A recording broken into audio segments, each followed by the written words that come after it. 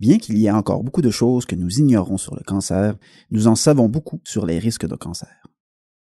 Pour vous aider à comprendre la notion de risque de cancer, imaginez ceci. Développer un cancer, c'est un peu comme gagner à une horrible loterie. Un coup de soleil peut créer une seule cellule cancéreuse dans votre corps. Bien que les risques qu'un coup de soleil provoque un cancer soient minimes, ce n'est pas impossible. Mais disons que vous subissez un autre coup de soleil, et un autre. Pendant tout un été, vous continuez de brûler encore et encore. Si vous choisissez de ne pas utiliser d'écran solaire, les dommages seront encore plus graves. Au lieu de détenir qu'un seul billet de loterie, vous en avez maintenant des centaines. Un coup de soleil n'est pas la seule chose qui augmente vos risques de développer un cancer. Il y a beaucoup d'autres choses que nous faisons ou que nous consommons qui peuvent être considérées comme des billets de l'horrible loterie.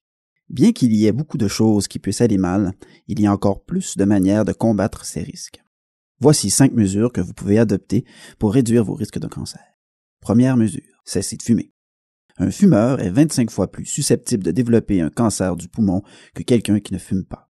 Le tabagisme peut causer de nombreuses maladies en plus du cancer. Comme les produits chimiques des cigarettes passent dans la circulation sanguine, vous pourriez développer d'autres types de cancers et souffrir d'autres maladies comme la bronchite chronique ou l'insuffisance cardiaque. Faire usage d'autres formes de tabac est également lié à une augmentation du nombre de cancers du poumon.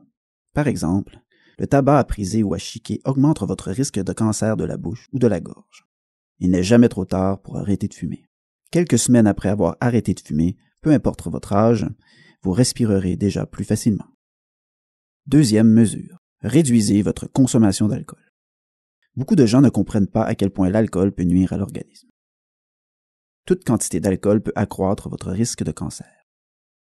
Aussi, boire alors que vous fumez magnifie les effets négatifs du tabagisme sur votre corps. L'alcool peut augmenter vos niveaux d'estrogène, affectant ainsi vos tissus mammaires et pourrait conduire à un cancer du sein. Le cancer colorectal et de la gorge sont généralement liés à l'alcool. Si vous prévoyez boire un verre, faites-le avec modération.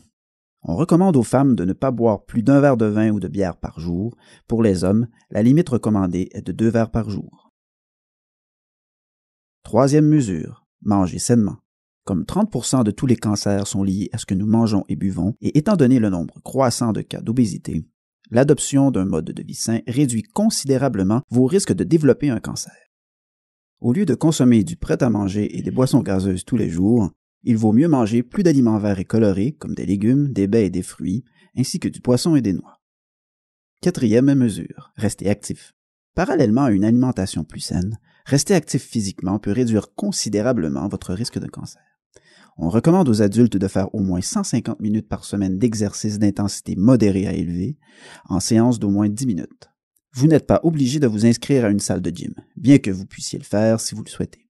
Pour réaliser ces 150 minutes d'activité hebdomadaire, vous pouvez emprunter les escaliers au travail, marcher d'un pas vif, faire du canotage ou du kayak, couper du bois, ou même pratiquer la danse traditionnelle.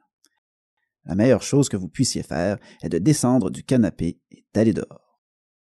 Cinquième mesure, passez un test de dépistage. Le dépistage du cancer est un exemple de prévention secondaire. En d'autres termes, dépister un cancer à ses débuts rendra le traitement plus facile et augmentera vos chances de guérison.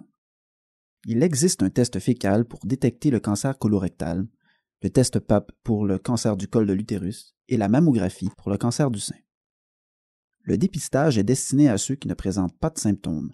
Comme le risque de développer un cancer augmente avec l'âge, des visites médicales régulières peuvent aider à déceler un cancer avant même qu'il ne se déclare. Voyez avec votre médecin ce que vous pouvez faire.